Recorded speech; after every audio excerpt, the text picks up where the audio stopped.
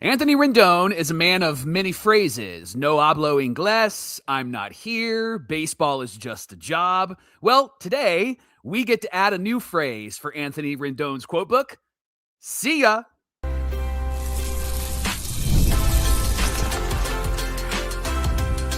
You are Locked On Angels, your daily Los Angeles Angels podcast. Part of the Locked On Podcast Network, your team every day. Thanks for making Locked On Angels your first listen of the day, part of the Locked On Podcast Network, where it's your team every day and the #1 sports podcast network in all the land.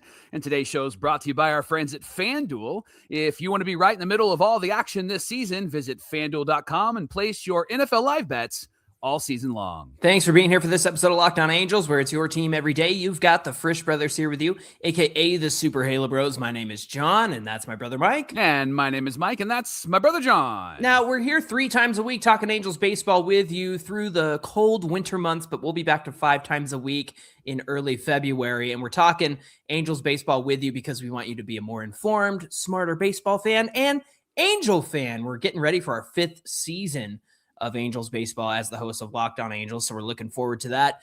Today on the show, the Angels immediately spent their Rendon money on a veteran reliever, Kirby Yates. We'll discuss how that move impacts the Halos. And will the Rendon inheritance money, as I'm going to refer to it from here on out, is that going to be used on somebody like Kazuma Okamoto at third base or maybe Tatsuya Imai on the mound?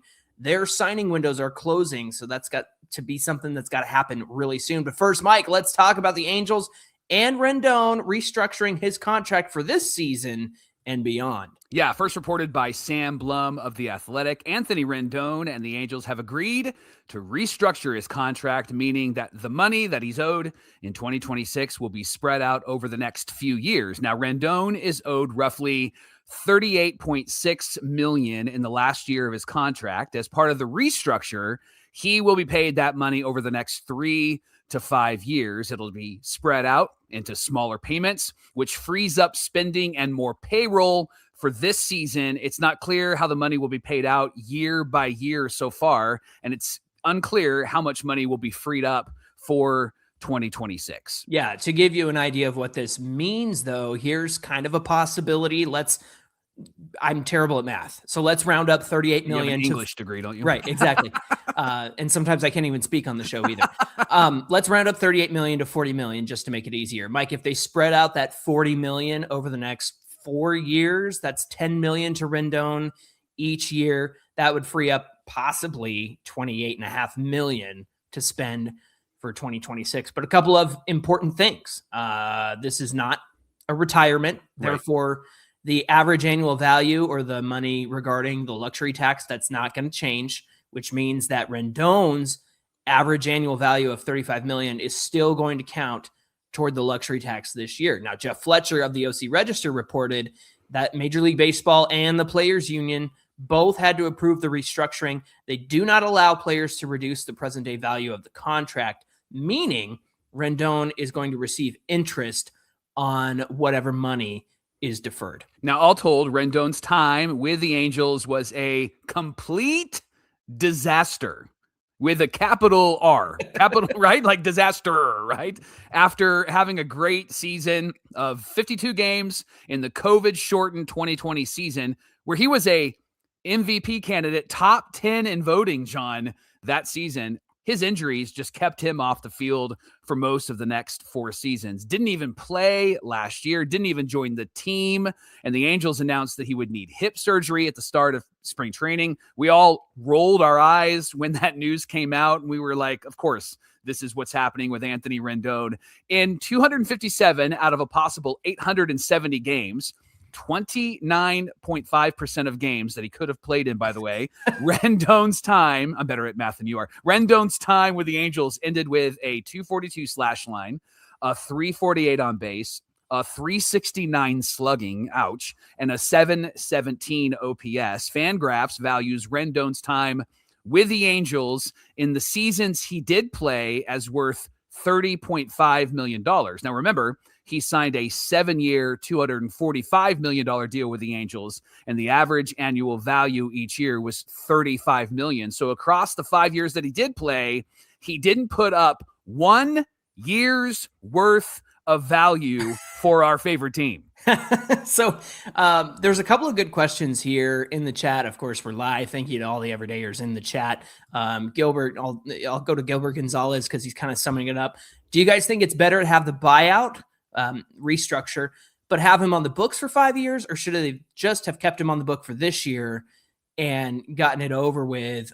Angels Win 5109 said, I'd rather pay the entire salary this year, be done with it, and have everything freed up next year. So a couple of questions regarding that. There is some pushback on this idea of restructuring his contract, Mike.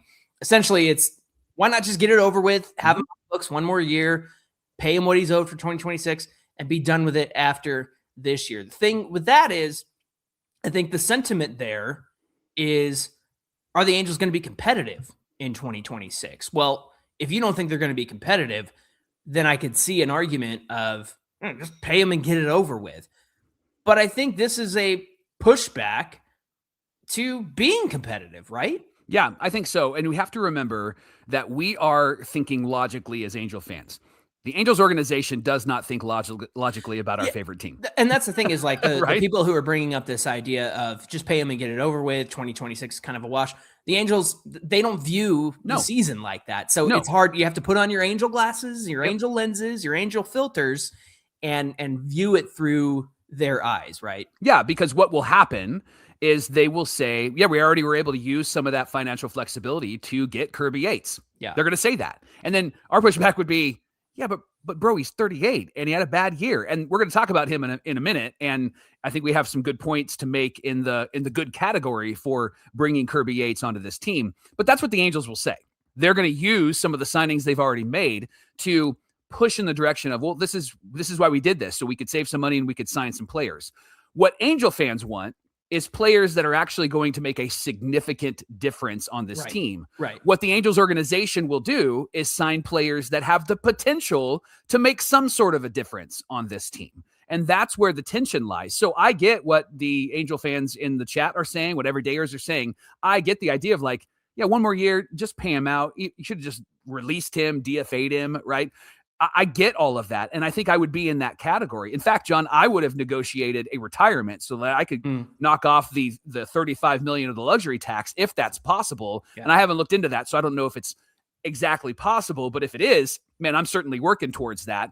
And I want this deal to benefit me. You already have Rendon far, far away from your team. So it doesn't make sense to not get a couple of like checks in the box that move in your direction, right? Now, there's been other discussions on, well, potentially this being a Scott Boras client, maybe this negotiation is so that the Angels can negotiate with like an Okamoto because he's a Scott Boras client, or maybe another Scott Boras client that they could bring in and the Angels could sign them to a contract. Maybe it would be a more team-friendly contract, even though it's going to be in the millions of dollars, and that could benefit them. We don't know what happened behind the scenes. Right. All told, we'll find out, I think, in the next day or two, what the Angels will do with this extra cash on hand.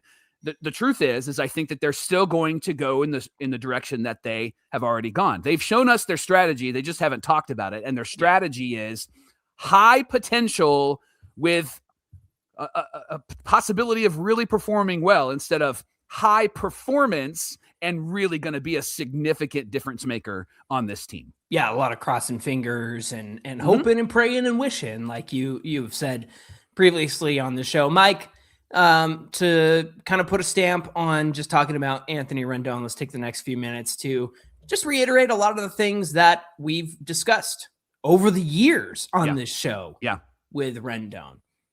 I initially defended him 2021, 2022, when he had legitimate injuries. And all of his injuries have been legitimate. There's no denying that. There's no saying like, well, it's hip surgery and breaking your leg, fracturing a bone off a foul ball. Right. It's all stuff that's legitimate.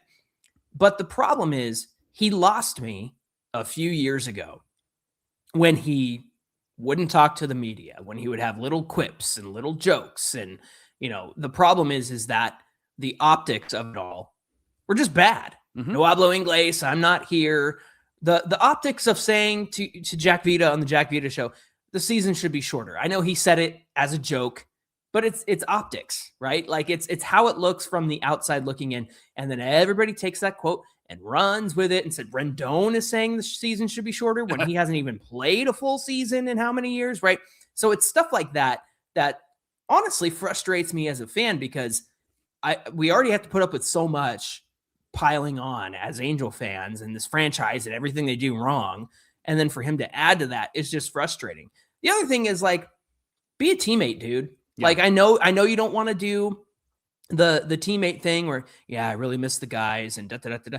But again, it goes back to optics. Now, maybe I said this on our instant reaction. Trout never lost me, even though he hasn't been on the field as much either, because you could tell that it bothers him he's not on the field. He wants to play. He wants to be out there. And if he's putting on a show for me, great. Then I'm a sucker. I'll be a sucker and let Trout put on a show for me. Maybe he's behind the scenes going, suckers, right? Sure. But I don't think that that's true. But at the end of the day, when in any professional sport, the optics of this just look terrible. And you have to have a certain amount of decorum. You got to have a professional face and at least pretend like you care, right? And maybe that does something for fans. Maybe it's meaningless. But the truth is that if Rendon wasn't putting his best foot forward, I mean, we have it on pretty good authority that once he found out he had to have hip surgery, he wasn't too upset with missing the 2025 season, even though he was gearing up to play. It's just, it's the optics of it all, isn't it? Yeah. We want him to be business minded. We wanted him to take this serious. We're taking it serious as fans. We're spending our hard-earned cash to go and watch him play or not watch him play. We wanted him to take it serious. I don't need him to be in love with the game. I don't need him to be Mike Trout. I need him to take this serious, though. And I wanted to see some maturity from somebody who's on my team that's making more money than Mike Trout, by the way, and is somebody that we signed to really help at third base, because we've been completely terrible at third base for the last few years. And before he got here, we needed a third baseman. It was the right signing in 2020. And they needed a third baseman, and they got him. And he had a good first year during COVID, and then injuries caught up to him. But the truth is, I wanted somebody who was going to approach this with a whole lot of maturity and responsibility. And that's where he lost all the fans. Because if this was Mike Trout, or if this was Derek Jeter, or if this was fill in the blank, somebody that has great on it, Freddie Freeman, who plays for the Dodgers, right? Yeah. Then there would have been some respect, because, you know, Freddie shed a tear and Jeter has shed a tear and Mike Trout has shed a tear. And you can see how passionate they are about playing this game. You don't have to fall in love with it, but I want you to treat it with respect, because I'm treating it with respect and I'm paying money to watch you play, and you haven't been on the field more than 30% of the time. And that's frustrating when you are one of the guys that we're counting on to really move this team into a competitive reality. And it just didn't happen. Yeah. And it certainly didn't help the narrative of, well, you had Trout and Rendon and Ohtani together and you couldn't, I mean, and that's again, the point that gets missed. None of these guys are on the field at the same time. Right. And so it's like, yeah, you had them on the roster, but Trout wasn't healthy. Rendon wasn't healthy. It doesn't do anything for you if they're not on the field together. And that's the part that people often miss. Here's the thing. We got No Filter Critic on YouTube said, trade Trout now, start a full-on rebuild, stop with the nonsense. Love him. The Angels need a full rebuild. Again, and I think I don't want to get this confused. The way we speak about this team is how the Angels view this team. Yes. And so, sure, you could do a full rebuild, but that's maybe what some fans want. That's maybe what you and I want. But when we talk about the Angels on this show, we have to talk about everything through the lens, through the filter, through the eyeglasses of the Angels and the way that they view baseball as it currently stands. Maybe it changes with the fact that Arte might sell the team, Perry Minasian goes away. We'll see what happens there in the next coming years. But the fact is, we have to talk about this team the way that they operate, don't we? Yeah, and they're not going to do a full rebuild, at least right now under this administration. And it's 10 years. A full rebuild is 10 years too late anyway. Right. And they're not going to do that, even though it's the right thing to do. Everydayers, you're right. And that's what we would want as well. But when we talk about this team, we're talking about what they will do. We're not talking about what we want them to do. Now, that might be a segment we'll have on the show, but ultimately it's about what they will do. And what they will do is they're going to keep trying to sign guys, and they're going to try to sell us on the high potential of this guy instead of the high performance of this guy, drastically changing this offensive lineup, which, by the way, they need a whole lot of help, or drastically changing the defensive lineup or the pitching staff. And right now, they haven't gotten anybody that's going to drastically change this team, but they're going to try to convince us that this team is drastically changed because of all the players that they've signed so far. Thanks for making Locked On Angels your first listen of the day, and for everybody joining us live as we talk about Anthony Rendon and his contract being restructured. Now, coming up, what does this mean for the offseason and maybe the next few days? There's some interesting free agent targets out there. We're going to discuss who they are, what this freed up payroll might mean, and as well as these are some Scott Boras clients who Anthony Rendon is a Boras client. Is there a connection here? We'll talk about all of that coming right up.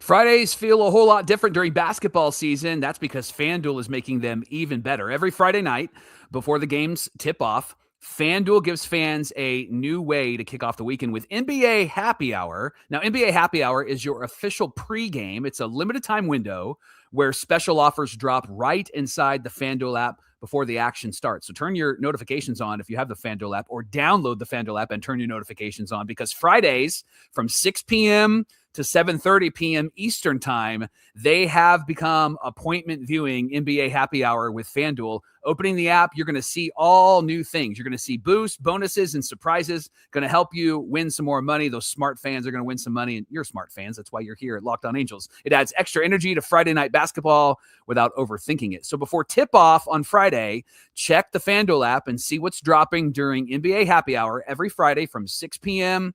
to 7:30 p.m. Eastern. A little basketball, a little action, and a whole lot of energy on Friday night. That's NBA Happy Hour only on FanDuel, the official sportsbook partner of the NBA. This is the Locked On Podcast Network, the number one sports podcast network out there. I'm so excited. We're live. There's people. It's popping. It's almost New Year's Eve, so we're having a lot of fun.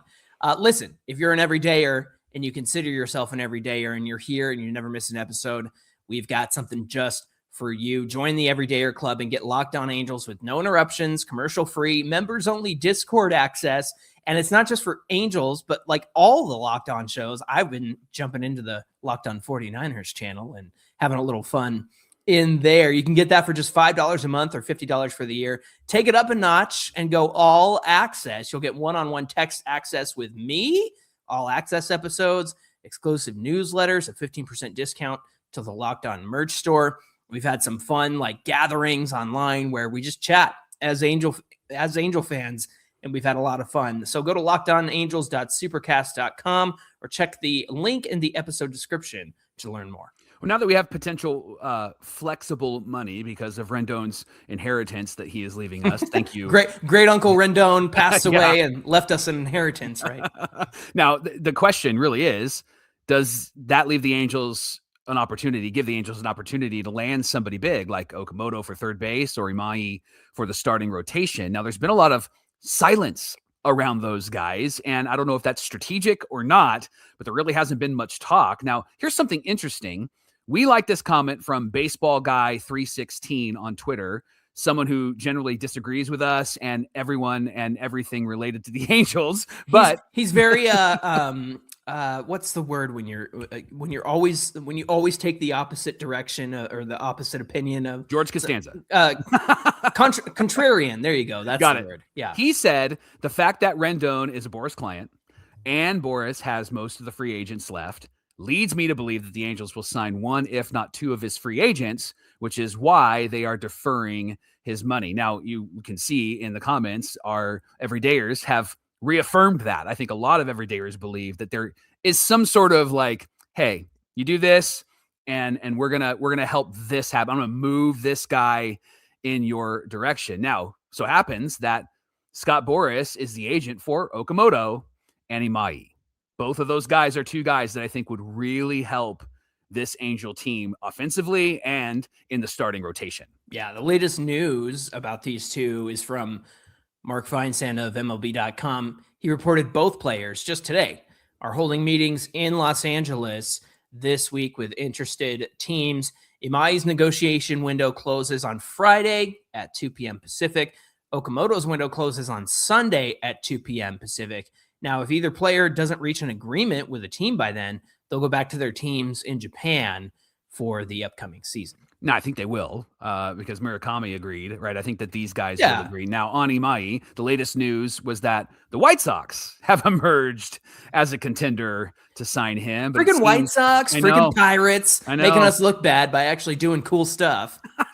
It seems like the win now teams like the Yankees and the Phillies are also in the running. Here's some stats on Imai, why he's really somebody that is attractive for any team, but especially the Angels. Had a 1.92 ERA over 163 and 2/3 innings last season, 170 Ks in the 178 Ks in the 163 and 2/3 innings, just 45 walks, and only 6 home runs allowed. Over the past 3 years, he's thrown 470 innings with a 2.1 earned run average. Yeah, fantastic stuff from Imai. I have a feeling he's going to be highly sought after by, the contending teams. And so it's going to be a lot of money to try to lock that down. Now, perhaps more importantly, Kazuma Okamoto's latest news suggests that Angels are part of the discussion. They could be front runners. Other teams involved with him are the Padres, the Pirates, the Blue Jays, and the Red Sox. Now, we have talked about Okamoto on the show and how he'd be a great get for the Angels. He's a 29-year-old right-handed corner infielder, could play third base for the Angels. Now, I know there's some discrepancies on how well he plays third base, but Baseball America said that he's mostly average at third base, and he can't get much worse than what Rengifo and Moncada did over there last season. Mike, he put up a 322 average, a 411 on base percentage, and a 581 slugging. That's good for a 992 OPS, 15 home runs in 77 games in 2025. He has 277 home runs across 11 NPB seasons. Now, he was hurt last year, so that's why he only had 77 games. The Athletic did a nice little scouting report on him a few weeks ago. We shared it on the show, but just as a reminder, he improved his performance against velocity, 84% contact rate against pitches 94 miles an hour and above in 2025 per Fangraphs. He's going to have an easier path to adjusting to major league pitching just because he's got simpler mechanics. He puts the ball in play more. It's more of a basic swing. It's a more of a major league ready type of contact swing. Now, the question really is, how much will he cost, right? Will the Angels even be in that? Rumors are that the Pirates offered $64 million over 4 years. So something between 60 and 70 million over 4 years seems realistic. And it sounds like Okamoto does like Los Angeles and does like the Angels. A lot of rumors linked to him with the Angels early on. Angels Win Pod and Taylor Blake Ward have mentioned that the Angels were in the running and were Okamoto's first choice. And then recently there was a rumor that he and his wife loved Disneyland and they got married at a Disney park. Man, if the happiest place on earth can make Angel Stadium, which is the saddest place on earth, if it can make them draw Okamoto, then I'm gonna take it because, John, we've talked a lot about pitching and we'll get into the signing of Kirby Yates in the third segment. But John, the Angels do need some help offensively, and Okamoto would be, I think, a get. And somebody who it feels like his swing and his offensive style, it feels like it would translate well, especially with Kurt Suzuki and the strategy that he has hinted at that he wants to implement in 2026. Yeah, and it solves a huge issue, which is third base. I don't want to go back to Moncada. I don't want to go back to Rengifo. They need to get this done. I love this question from Chris Luna. Do you guys think that the fact Okamoto is meeting in LA, not traveling to like Pittsburgh, location doesn't really matter, but money is going to be the deciding factor? I would like to think that, hey, they're meeting in Los Angeles. That's pretty great. I think it's just convenience. I think it's honestly flying from Japan to LA is a lot easier than making that flight from Japan to wherever city he would negotiate with the specific team. Plus, when you think about it, you got the Angels, you got the Padres. Like meeting in LA is just super convenient for super easy, barely an inconvenience. There you go. That's a deep cut for fans out there. Mike, having Okamoto on this team, I know that perhaps Imai would be a great get, but again, if I'm going to view things through the lens of the Angels, I just think that Imai is going to be out of their price range. He's going to be too competitive for the Angels to even, have a say in that conversation. But I also just think that this offense has to improve at some point. And I know that there's a lot of, hoping and wishing and praying, like we've said that the Angels like to do. The truth is I feel pretty good about what we said, that the hitters all need to have a role in this lineup, and they need to execute on that role, have measurable goals, have achievable results. The problem with that is that we're not in charge. And so at this point, they desperately need to improve the offense.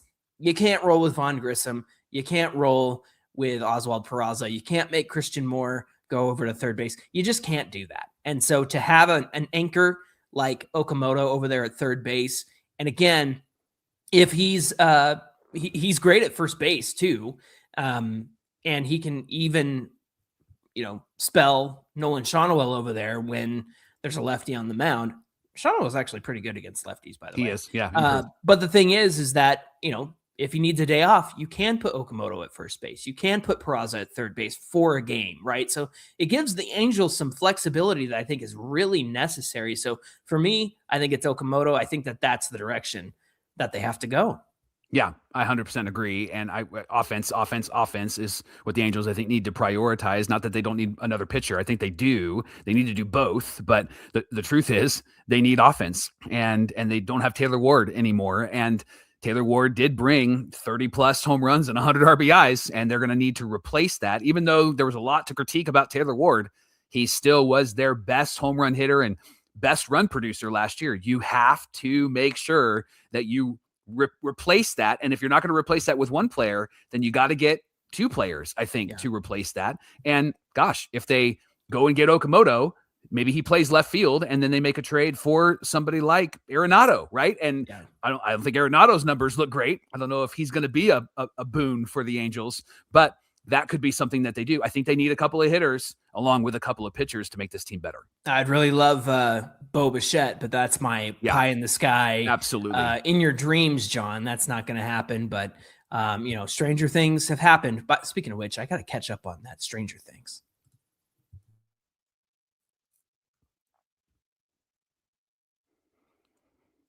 While we were singing Ding Dong, the Witch is Dead, the Angels also signed Kirby Yates to a 1-year, $5 million deal. Now, he is a 38-year-old right-hander, struggled with the Doyers last year in 2025, 50 games with a 5.23 ERA.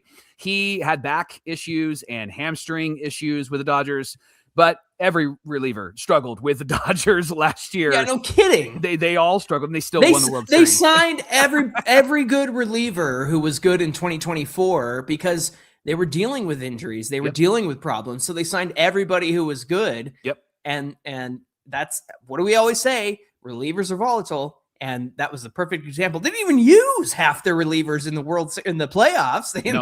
They had everybody else filling in from the starting rotation in the bullpen. Yeah. Now, this is not the first time that Yates has been a halo. He pitched 1 inning for them in 2017 before being DFA'd, and he went to the Padres and then was a dominant closer. He had 41 saves. Go figure. And led the league in 2019. John, give us a bit of a deep dive into Kirby Yates. Yeah, so he does have a four-seam fastball, sits about 93, and a splitter that sits about 86. Now, despite the bad ERA, right, he actually still had excellent swing and miss last year. The fastball and the splitter in 2025, 35.3% whiff rate. He's getting guys to swing and miss. He's getting guys to chase at a pretty good measure.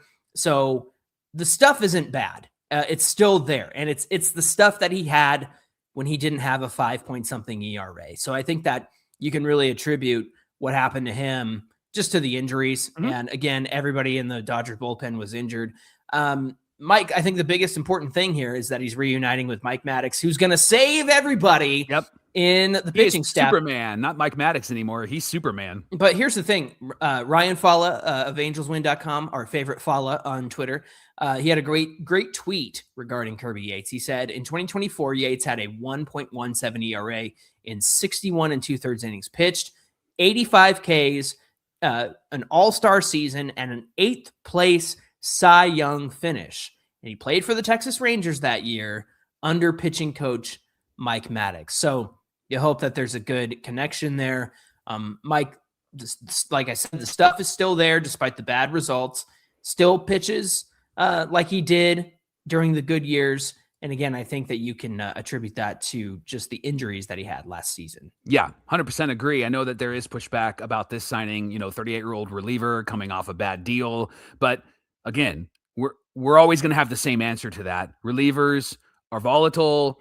Old pitchers don't mean bad pitchers. The Angels have some veteran guys in that bullpen now with Jordan Romano and Drew Pomerantz and Kirby Yates and Robert Stevenson. Like, those are some veteran guys. They use the money they probably would have given Kenley Jansen, and they've spread it out amongst 4 guys now that they brought in to make this back of the bullpen strong. Obviously, Ben Joyce is back there as well.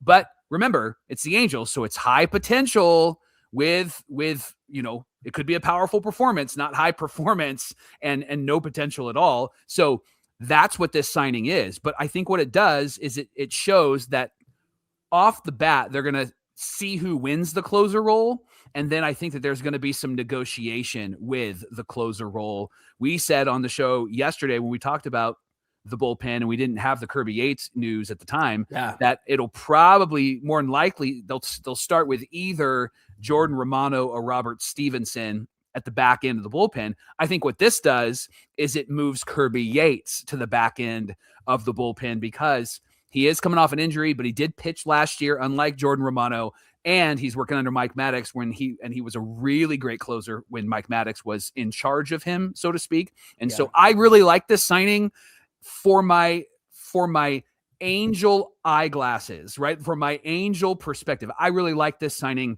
because I think that what the Angels did here is they added a really great veteran for not so much of a expensive cost that has the potential of really bouncing back. I mean, they had a 37-year-old closer last year, and that worked out for them. And so maybe a 38-year-old guy teaming up with some other veterans in this bullpen could really help the younger guys develop. We're hoping that they develop, but I'm going to stop myself because I'm going to try not to say that too much. What I want to say is this, that they're going to perform and the young guys are going to perform. I'm tired of helping them develop. I want to see them perform now. It's time to perform. And I think what Kirby Yates does is it helps this bullpen to be a bit better than it was last year. Now, Gilbert and Chris Luna in the chat had some great comments here. Do you guys, would you rather have Romano, Pomerantz, and Yates or Jansen? Because the money they spent on Romano, Pomerantz, and Yates adds up to one Kenley Jansen. And again, when we go back to relievers are volatile, one of those guys is going to hit.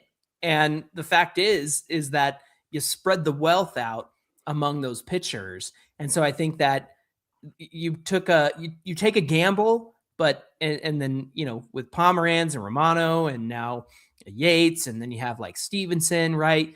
Like one of these guys is going to hit, and I think that was smart to spread out the Kenley money to bank on one of these guys hitting. Yeah, second miracle happened today. First miracle was Rendon is no longer on this team. Second miracle is that YouTube guy. He said something optimistic in our comments. He said, let's play the optimist game. Imagine if he gets Manoah, Rodriguez, Yates, and Pomerantz good. And Pomerantz was good last year, so he could just have a repeat year. That would be electric. You are absolutely right, and that's what the Angels are hoping for. The Angels are hoping that those guys hit, and that's probably why they went and got Mike Maddox, because Mike Maddox has done wonders.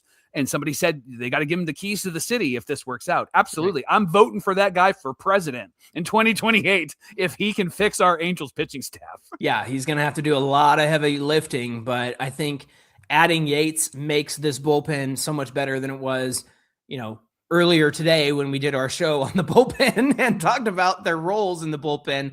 I feel a lot more comfortable with Kirby Yates on board. Thanks for making Locked On Angels your first listen of the day. Join the Everydayer Club and get Locked On Angels with no interruptions, members-only Discord access, and so much more, all for $5 a month. Or take it up a notch and go all access, $15 a month. You'll get one-on-one text access with John, who, by the way, was texting frantically with our Everydayers who went all access and was talking, actually did a show with them privately, which was a great conversation. You get all access episodes, you get exclusive newsletters, and a 15% discount on the Locked On merch store. Go to lockedonangels.supercast.com or click the link in the show notes. All right, you sickos. This is going to be our final episode for the week. However, there's going to be some news. Okamoto is going to sign. and Imai is going to sign. We'll see what happens after this. So keep up with us at Locked On Angels on Twitter, at Super Halo Bros on Twitter, Instagram, and TikTok. So if there's any breaking news, we'll be keeping up with you there as we celebrate the new year and whatnot. Mike, when we come back on Monday, what do we got going on Locked On Angels? Well, we're going to summarize all the news, what happened with Imai and what happened with Okamoto, because you're going to find out whether we get them or not. We're talking about it. We'll talk about that Monday, but we also have a segment that John created for our everydayers that we wanted to bring to all of you, and it's about a trade that he suggested, and we want to hear your thoughts. First, we'll hear John's, then we'll get yours, and we'll talk about that Monday on Locked On Angels. All right, looking forward to that, and we hope you'll come back and join us. Until then, my name is John, and that's my brother Mike. And my name is Mike, and that's my brother John. All right, all you sickos who love this Angels team and the everydayers who love to watch and listen. Mike, I'm a dad now. I'm going to do it. We'll see you next year on Locked On Angels. Hey, shout out to my favorite Amazon driver, Ronnie. He's an everydayer. He's in the chat. Good to see you, buddy.